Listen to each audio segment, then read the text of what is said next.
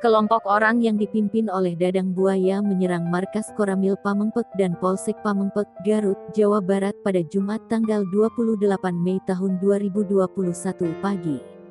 Pelaku yang berjumlah 16 orang mendatangi markas Koramil dan Polsek Pamengpek dengan membawa sejumlah senjata tajam. Aksi penyerangan ini dipicu adu mulut antara Dadang Buaya dengan seorang nelayan yang baru saja pulang dari melaut. Para pelaku akhirnya berhasil diamankan polisi untuk diproses lebih lanjut atas aksinya.